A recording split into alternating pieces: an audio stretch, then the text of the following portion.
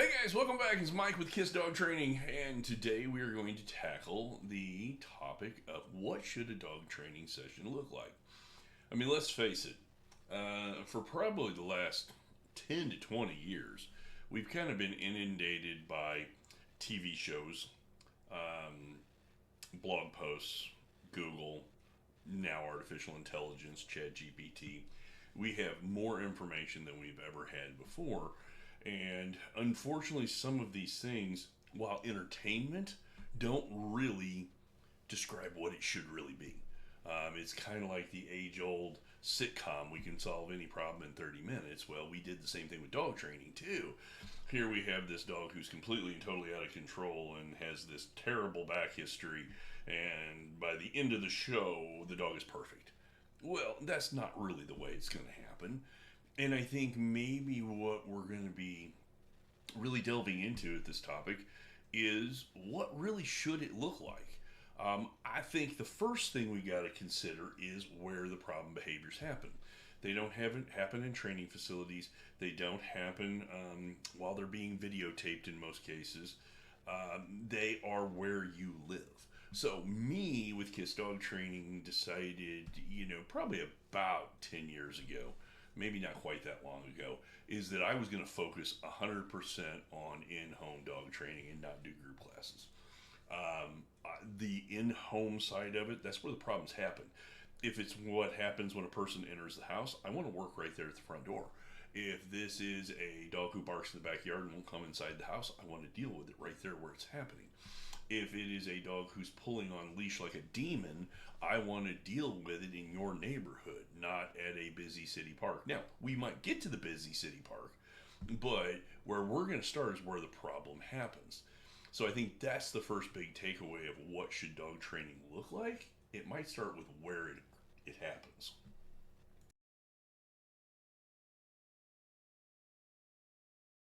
Okay, if where the training happens is so important, what else do we need to think about?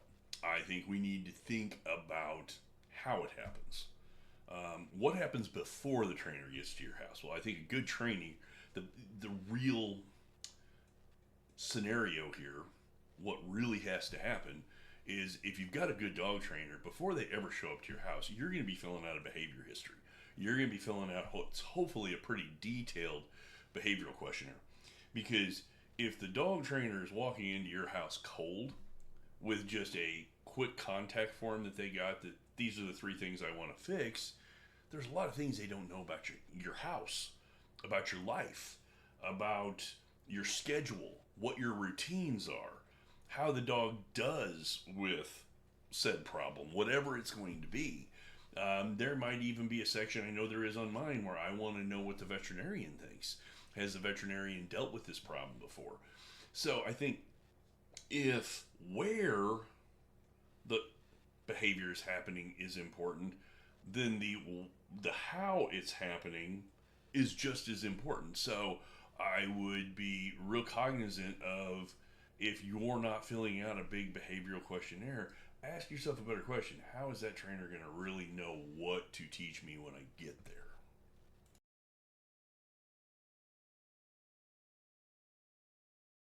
Okay, now one of the things I just said was, if the dog trainer just comes in with, what are the top 3 to 5 things you want to work on? I said that was wrong. Well, it's wrong. I would come up with that question and that answer after I had looked through the behavior history.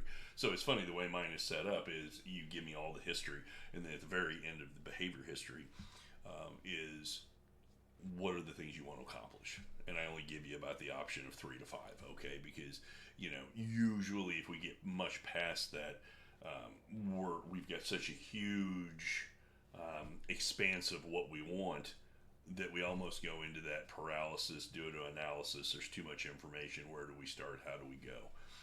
So I think it's important that we know where we're going to be training, which is going to be in the house, or where the behavior is happening that you want to fix.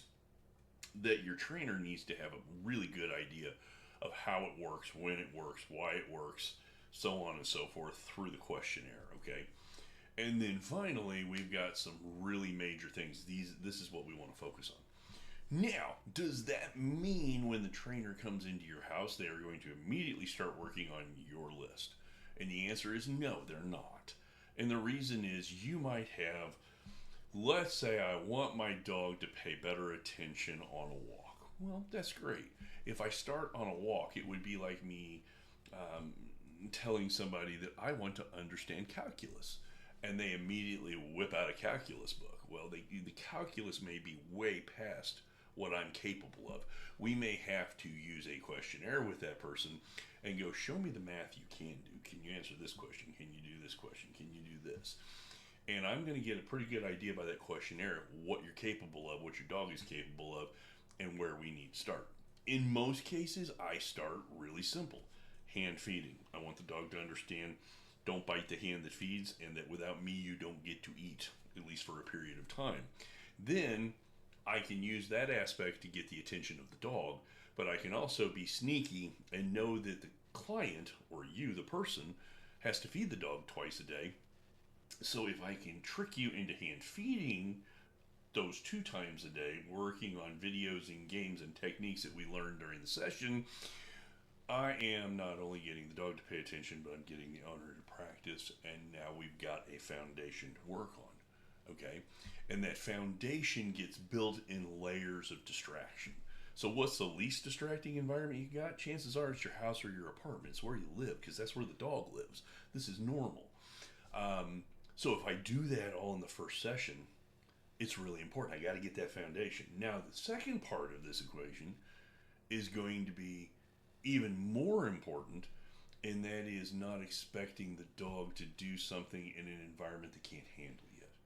So let's say I start in the house with a behavior, paying attention, doing a sit, using a positive mark and a release word, teaching a redirection cue or a leave it command. I might even get some leash work going inside the house where we can work on auto sits, and we can practice sit stays and down stays from distance and duration, but now I've incorporated the leash, which is adding a little bit of a distraction. Well, the next time I come out, I'm going to be like, okay, this is awesome. Great. Now, let's go out in the backyard and see if you can do the exact same thing with the dog. And people will look at me like, well, duh, of course I can. But the funny part is when they go out in the backyard with the dog, everything falls apart. And they don't understand why, and it's the layer of distraction. One of the examples I always use with my clients is, I live in Kansas City, so we have an amusement park called Worlds of Fun. Everybody's got a different one. It could be, Six Flags, it could be Disney, it could be whatever, but you know what an amusement park is. Well, if I take a 6-year-old to an amusement park and expect them to pay attention to me right out of the chute, they're going to be like, I want to go see Goofy. And they're not going to pay attention at all. Whereas at home, they're a good kid. They pay attention, but you've never asked them to pay attention in this environment. Now, if the family goes out and gets a season passport and we go, every other weekend all summer, by the time we get to the end of the summer, the kid is less stimulated, less overstimulated, pays attention better, and is a little bit, easier to handle just because you have rubbed the shine off of the amusement park. It's not as exciting as it was the first time, excuse me. And that's where a good dog trainer will realize I have to teach foundational work in a really simple environment and then give you some time to make that routine solid. I put 2 weeks in between sessions. If you've got a trainer that is wanting to meet 3 times in 1 week, how much are you really getting by meeting 3 times in 1 week? Because you haven't had enough time to practice the stuff you did on Monday when he comes back on Wednesday or she comes back on Friday. This is where I put a lot of onus on the owners, and I'm really upfront about it. It's like, look, you got 2 weeks to practice, get this down, because here's what we're doing next. We go out in the backyard, and we kind of have to start over, okay? And once we kind of start over, then we get the behavior in the backyard. It's working. Most people are like, why the hell would I want to use a leash in the backyard?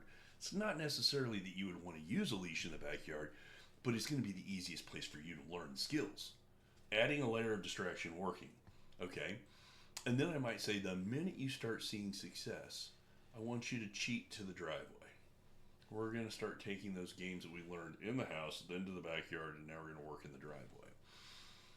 And usually, if they can accomplish getting some reliability in the backyard and the driveway, that's plenty for the second session. Okay? And again, then I'm going to say you got 2 more weeks just to kind of build the routine, get everything all set up. And then guess what? We're going to head for a walk. And then I might wait 2 more weeks and I might introduce one of my dogs to the equation. So there is a live, non reactive dog to practice with. And your trainer, me, can keep the amount of distance to a point where you can handle it. So if I've got my dog sitting right next to your dog, probably not going to work. But if I'm a driveway or two behind you and we're all stopping each time we get to a driveway and your dog looks at my dog and now you can practice to leave it, I've put you in a situation to succeed, not to fail. So a lot of times, really long story to a short statement way back when was, even though you got your 3 to 5 things you want to work on, your trainer may very well adjust that and go, yeah, that's a great end goal, but we got to start over here. And you got to be patient. Because if, let's say this is a 1.5-year-old old adolescent puppy, and I shouldn't say puppy, adolescent dog. If it's taken 1.5 years to get these problem behaviors to show their ugly face and to become a pain in the butt, if you honestly think you're going to get it solved in 2 or 3 sessions, it's not going to happen. Okay?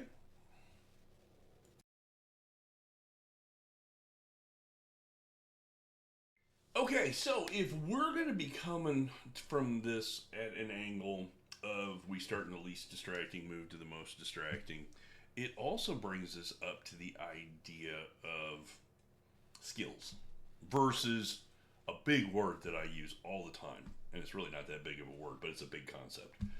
Routine. Yeah, we're going to teach sit, we're going to teach down, we're going to teach stay, we're going to teach come, we're going to teach leave it, watch me, we're going to do leash walking. Okay, those are all the skills, the nuts and bolts of dog training. It's easy to take a treat and lure a dog into a sit. Okay, it is easy to toss a treat across the room and say go find it and call the dog back to you, mimicking a recall. But those have no reality or basis in your everyday life. They're just skills. Um, good example, guitar players. I am a frustrated musician. Both of my kids got all of the skill, and I was the one that gave them the passion because they saw me desperately trying to be good at playing guitar.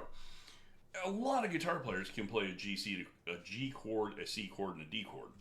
Very few of them can put it together in a cohesive pattern along with some riffs and some lead lines and this and make something that people are just amazed by.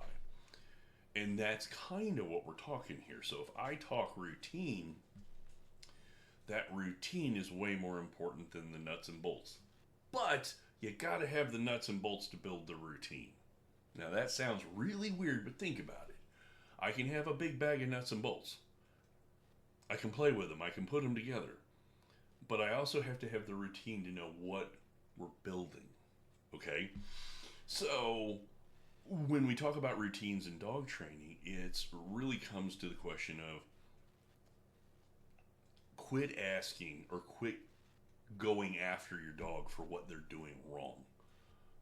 You already know the dog's doing it wrong. The dog has no idea they're doing it wrong, but you're acting like a maniac. So they might stop behaving that way just to get the maniac side of you to go away.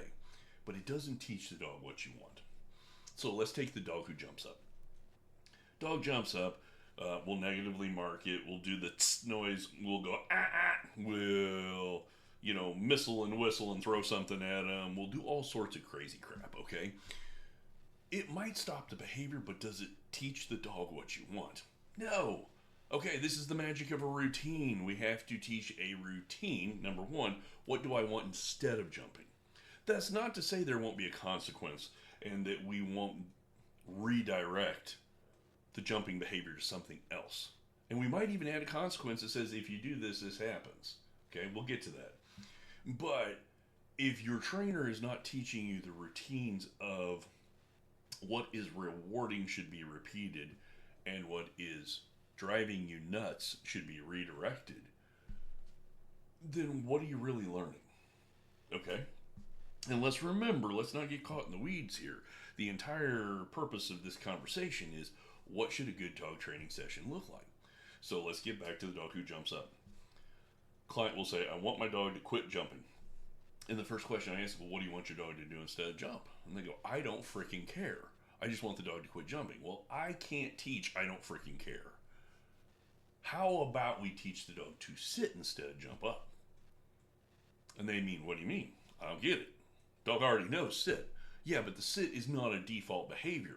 The jumping up to get attention has become a default behavior. So we have to break that skill down. We have to replace it with something and make it more rewarding. Okay?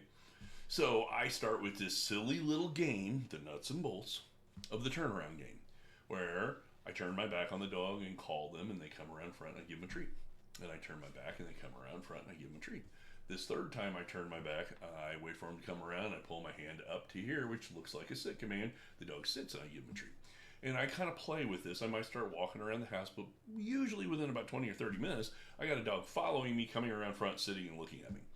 Well, in a sense, right there, I've got the nuts and bolts of not jumping. Is it going to work in a distracting environment? Is it going to work when somebody walks through the front door? Is it going to work on a walk when I'm on a leash? Probably not. That's where once we have the nuts and bolts, we have to add layers of distraction, which is the beginning part of teaching routines, and then we have to do it. Now, flip side of that, I could also turbocharge this idea if the dog, let's say, is crate trained. I'm going to assume in this example, the dog is already crate trained, and the dog will go to crate on command. What if, while I'm doing all this other stuff, I tackle it from the other side and say, each time you jump up on me, I'm going to go, nope, go to your room. And I'm going to walk the dog over to the crate. They're going to go in the crate. I'm going to give them a treat. I'm going to shut the crate. And I'm going to go 1, 2, 3, 4, 5, 6, 7, 8, 9, 10, 11, 12, 13, 14, 15. Okay, come on out. You want to try that again? Who's your good baby? And then all of a sudden they jump on me because I'm giving them attention. Go to your room. Keep in mind, I'm still giving the dog a treat. I want that to be clear. I'm going to explain it here in a minute. But now I'm teaching cause and effect, and there's a consequence to jumping up, which is I have to take a little quick time out in the crate. I know there's going to be some people out there that hate using any kind of device as a punishment. Punishment's not a bad word. Punishment simply means you decrease the frequency of a behavior. Now, I think if we start talking in terms like choke chains, prong collars, shot collars, that leaves the world of consequence or punishment or redirection, I guess you could use all three of those interchangeably, into the world of abuse. Okay? It's a lot like the safe seat in an elementary school. If you act like a dingleberry, the teacher's going to make you go sit at the desk over there. Now, most people looking at it outside in are going to say the punishment's going and sitting at the chair over there.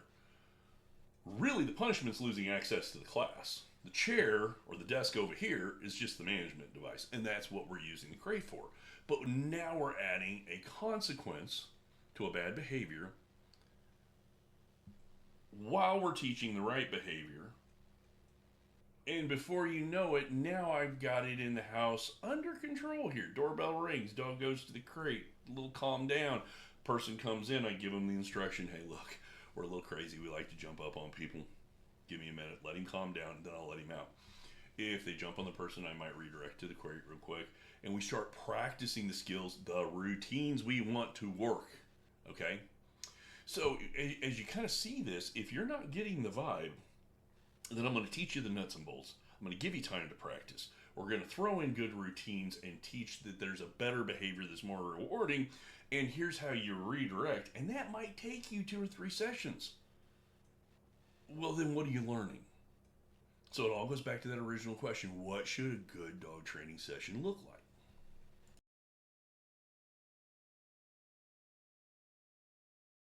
Okay, so at this point, we kind of are starting to get an idea of what a good dog training session should look like. But 2 things are going on here.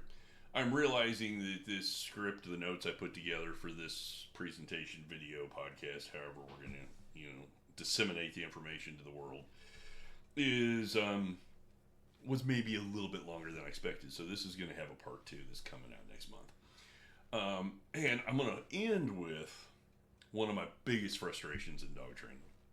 Now, keep in mind, even me, when I started dog training, I was guilty of this. And I think it is a difference between somebody getting their footing in dog training, learning how to teach in comparison to show. Um, and basically, all I want to get across to finalize or finish this little talk up is the trainer should not be the show. Okay? It's really easy for us as dog trainers to walk in and show you all the cool crap we can get a dog to do. But all the cool crap we can get a dog to do is not going to help you when we leave. I joke with people all the time. Training takes place after the trainer leaves, not while they're there. We show you, we talk to you, we teach you. It's up to you to do the routines and the reinforcement and the redirection and all that other stuff we've talked about today. So if your dog trainer is too busy showing you all the cool stuff they want you to do with your dog versus, no, I'm not doing it. Here's some treats. You go over there. I'll coach from over here. Okay? You know, you're holding your hand up when you need to hold your hand down if the dog comes to you. Right? When the dog gets to you, pop your arm up. That looks like a sit hand signal, and your dog will sit. And we start showing you all the cool tricks of the trade. It's funny. I think some people don't teach that stuff because they don't realize it's important at this point. They just want to get the important information out for you to have. I do think there's some trainers who hide that stuff, and it's kind of like it makes dog training seems magical to some people. It's not magical. We just learned little tricks that you don't even notice where we're holding our hand, how we're standing, if we've moved forward, if we've moved backwards. And I think some people don't want to give up that magic information. Well, if they don't want to give up the magic information, they're not dog trainers, okay? They're dog understanders. They understand what's going on, and it's cool to watch them. But if they can't, sprinkle that information on top of you and let it grow in your brain, what's the point? So, if you find yourself working with somebody who is more of a show than a tell, I think it's important that we are going to have to show you. Then we're going to have to step back and explain it to you. Then we're going to have you explain it to us. Then we're going to try to get you to do it. And trust me, if we're doing all that in one session, we're going to be lucky to do one or two skills at a time. But it's all going to build each time we meet, because if you're working with a good trainer, they've got a format, they've got a toolkit that they use.